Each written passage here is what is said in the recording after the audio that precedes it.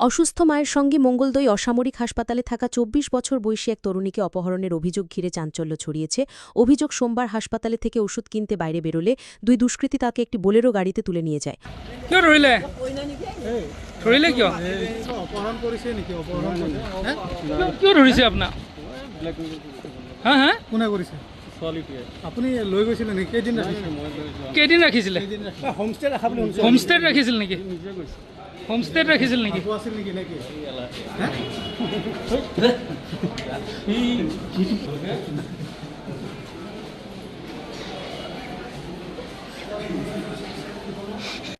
অভিযোগ অনুযায়ী খারুপেটিয়ার বাসিন্দা জয়নাল আবেদিন ৫০ নামে এক ব্যক্তি ওই তরুণীকে প্রায় ৩ দিন গুয়াহাটির একটি হোমস্টেতে আটকে রাখেন।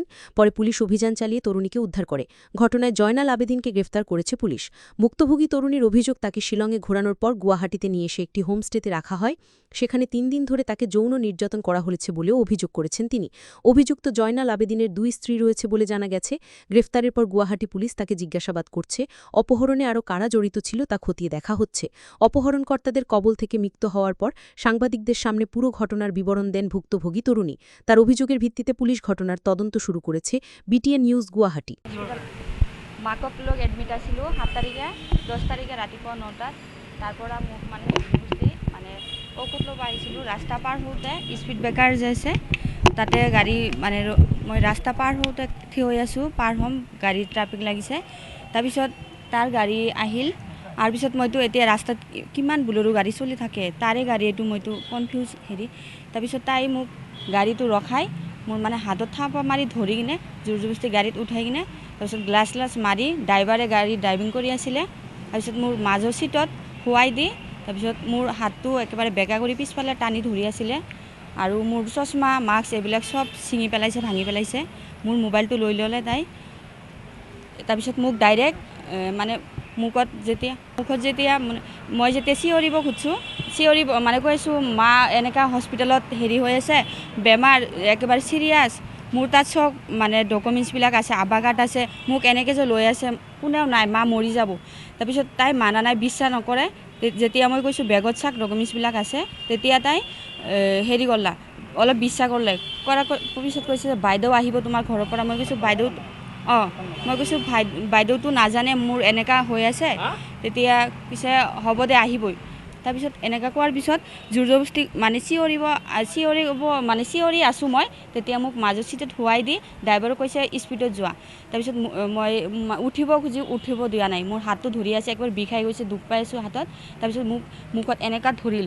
ধৰাৰ পিছত মই আৰু একো ক'ব নোৱাৰোঁ। পিছত শ্বিলঙত লৈ গৈছে। লোৱাৰ পিছত মই তেতিয়া সাৰ পাইছোঁ যে অকল পাহাৰ। তাৰপিছত চোৱাৰ পিছত ড্ৰাইভাৰে কৈছে যে তোমালোকে যদি থাকিবা ইয়াতে, মোৰতো যাব লাগিব ঘৰত। তাৰপিছত ড্ৰাইভাৰক আকৌ যোৰাবাটত আহি নমাই দি তাৰপিছত মোক লৈ শ্বিলঙৰ ফালে আকৌ গৈ আছে। মই কৈছোঁ যদি আপুনি শ্বিলঙত যায় তেতিয়া মই ইয়াত মানে গৈ আছোঁ জিন্দা, মৰা ডেথ হৈ আহিব লাগিব। মই মানে তাতে ছুচাইড কৰিম, আপোনাৰ লগত নাযাওঁ। কিয় মোক এনেকৈ লৈ আহিলে? বহুত ৰিকুৱেষ্ট কৰিছোঁ। ড্ৰাইভাৰেও মোক কৈছে, তাক কৈছে, জয়নালক কৈছে যে ইমান যদি ৰিকুৱেষ্ট কৰি আছে, মাও বেমাৰ, তেতিয়াহ'লে তাক এৰি দিয়ক। তাই দেখোন ইচ্ছা নাই আপোনাৰ লগত আহিবৰ কাৰণে। ইচ্ছা থাকিলেতো এনেকুৱা নকৰলা হয়। তাৰপিছত তাই ড্ৰাইভাৰক অকণমান ধমকি দিলে যে তোমাক মই লৈ আহিছোঁ, তুমি এনেকুৱা কিয় কৈছা? তোমাৰ যিটো কাম সেইটো কৰি থাকা। এইটো কৰাৰ পিছত তাই মুতালব নামৰ মানুহক ফোন কৰিছে। তাই বিশ্বাস নকৰে কাৰণে ভিডিঅ' কল কৰি মোক দেখাইছে। দেখুৱাৰ পিছত মই তাকো ৰিকুৱেষ্ট কৰিছোঁ যে এনেকৈ কথা, মোক এৰি দিব কওক। মই লাগিলে 2 দিনমান পিছত তাৰ লগত গুচি আহিম, বাচিবৰ কাৰণে কৈছোঁ। তথাপিও মোক এৰি দিয়া নাই। তাৰপিছত যেতিয়া মই মৰাৰ কথা কৈছোঁ যে মৰি যাম, তেতিয়া আকৌ শ্বিলঙৰ পৰা ঘূৰি তাই আহিল গুৱাহাটীত বোলে। আৰু পিছত হোমষ্টে এটা লৈছে, ঘৰৰ নিচিনা চোতাল চব আছে, তাতে গাড়ী ৰখাই লক কৰি ৰুম লৈ, তাতে আধাৰ কাৰ্ড নালাগে। তেতিয়া গুৱাহাটী 6 মাইল তাতে গাড়ী ৰখাই মানে লক কৰি, যাতে মই নামিব নোৱাৰোঁ, সেনেকুৱা কৰাৰ পিছত আহি ৰুমটো লৈ তাৰপিছত মোৰ হাতত ধৰি কৈছে তুমি যদি কিবা উল্টা পুল্টা কোৱা ইয়াতে বা কৰা, তেতিয়াহ'লে মই যদি ফাঁচি যাওঁ তোমাকো মাৰিম, এনেকৈ ক'লে। জয়নাল আবেদিনে ক'লে মোক, মানে বহুত মানে ভয় দেখাই আছে, মোক মাৰি পেলোৱাৰ কিবা কিবি কৰিব এইবিলাক কৈ মানে হাত ধৰি ৰুমত লৈ গ'লে। লৈ যোৱাৰ পিছত তাতে ৰাতিটো থকাৰ পিছত পিছদিনা আকৌ মোৰ মোবাইলটো লৈছে, লোৱাৰ পিছত চিম খুলিছে, তাৰ মোবাইলৰ চিম খুলিছে, ছুইচ অফ কৰিছে, কৰি পিছদিনা সৰু মোবাইল এটা লৈছে, চিম এটা লৈ মুতালিব নামৰ মানুহৰ লগত তাই পূৰা কণ্টেক্ট কৰি আছে, তাই ইনফৰমেশ্যন দি আছে তাক, পুলিচ গৈছে, কি কৰিছে, নিউজ কৰিছে, এইবিলাক চব কৈ আছে। কোৱাৰ পিছত তাই কৈছে যে ইয়াত থাকিব নোৱাৰা, বহুত ক্ৰিটিকেল আছে, ইয়াৰ পৰা গুচি যোৱা। পিছদিনা তাই GNRCৰ সন্মুখত ৰুম এটা আছে, তাতো ঘৰৰ নিচিনা, তাতে ল'লে। লোৱাৰ পিছত তাৰ পৰা আহোঁতে আইটেল কলেজ পাৰ হৈ কিনে পাহাৰ আছে, তাতে গাড়ী ৰখাল, পাহাৰৰ ৰাস্তা আছে, তাতে গাড়ী ৰখাই মোক মানে ঘৰত ফোন কৰিব দিলে, কৈছে যে ফোন কৰা, নহ'লে সিহঁতে চিন্তা কৰিব, মই যি শিকাই দি আছোঁ তেনেকৈ ক'বা, যদি কিবা উল্টা পুল্টা কোৱা, মোক ফচাই দিয়া, তেতিয়াহ'লে পাহাৰৰ ওপৰত গাড়ী আছে, যদি মই ফাঁচি যাওঁ তেতিয়াহ'লে পুলিচৰ হাতত যাব নালাগে, ইয়াৰ পৰাই দুটা শেষ হৈ যাম, পাহাৰৰ পৰা গাড়ীটো নমাই দিম। এনেকৈ মানে কি খবৰ এইটো শিকাই দিছে, ঘৰত কোৱা মোৰ বয়স হৈছে, মই ইচ্ছাৰ বিৰুদ্ধে আহিছোঁ, তাই জোৰ কৰি অনা নাই, চিন্তা কৰিব নালাগে, এনেকৈ কৈছে। নিজে কেনেকৈ যাম, মোৰ তাত চব ডকুমেণ্টছ আছে মাকৰ, মা 7 তাৰিখৰ পৰা এডমিট আছিলে, মই যদি গ'লোঁ হয় তেতিয়াহ'লে মাক ভাল কৰি ঘৰত থৈ আহি যাব পাৰিলোঁ হয়নে নাই। পিছে এতিয়া তাতে 3 দিন ৰাখিছে, তাত বান্ধি ৰখা নাই, মানে হাত ধৰি ৰাখিছে, হাতটো কেতিয়াও এৰি দিয়া নাই মোক। ৰুম তালা মাৰি থৈছে, গাড়ীত যদি কিবা আনিব গৈছে গাড়ী লক কৰি থৈছে, মোক মানে শুৱাই দি গৈছে, এনেকুৱা জোৰ জবস্তি বহুত শাৰীৰিক অত্যাচাৰ কৰিছে। জোৰ জবস্তি মোক ৰেপ কৰিছে, ভাল নাপাওঁ।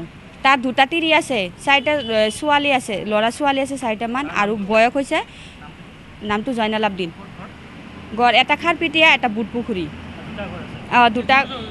এতিয়া মোৰ ন্যায় বিচাৰ লাগে। অপহৰণ, মোক কিডনেপ কৰি জোৰ জবস্তি ৰেপ কৰিছে। আমাৰ ঘৰৰ পৰা মানুহ মানে আৰক্ষীৰ সহযোগিতা লৈ কিনে মোক ওলাই লৈ আহিছে গুৱাহাটীৰ পৰা। 3 বছৰ নাৰ্ছিং কমপ্লিট মানে পঢ়িছে, কমপ্লিট হৈছে, এতিয়া প্ৰেক্টিকেলো কৰিছে, এক্সপেৰিয়েন্সটো বাকী আছে 3 মাহৰটো। আৰু এটা তাই কম বয়সীয়া ছোৱালী, আৰু জয়নাল আবদিনৰ বয়স 52 বছৰ, আৰু 2টা কন্যা আছে, তাৰ আগৰ 2টা তিৰি থাকাৰ, ল'ৰা ছোৱালীও আছে, 2জনৰে 2টা তিৰিৰে ল'ৰা ছোৱালী আছে। আৰু মোৰ ছিষ্টাৰজনীৰ বিয়াও হোৱা নাই, তাই পঢ়া অৱস্থাত থাকাত এনেকুৱা যদি অপহৰণ কৰি লৈ যায়, 3 দিন ৰুমত ৰাখি 10 তাৰিখে অপহৰণ কৰিছে, 13 তাৰিখত আমি হাজিৰ কৰিছোঁ থানাত। এতিয়া আমি আৰক্ষীৰ তাত এইটোৱে বিচাৰোঁ, ন্যায়টো বিচাৰোঁ, আৰু আমাৰ ভনীটোৰ ভৱিষ্যতটো কি হ'ব। তাইওতো এটা শিক্ষিত ছোৱালী, ভৱিষ্যতটোতো এনেকুৱা কৰি দিলে জয়নাল আবদিনে। এতিয়া আৰক্ষীৰ তাত আমি এইটোৱে বিচাৰোঁ, ন্যায় বিচাৰটো আমাৰ লাগে, আৰু উচিত বিচাৰটো লাগে, আমাৰ উচিত শাস্তি পাব লাগে, এইখিনিতে আমি বিচাৰোঁ।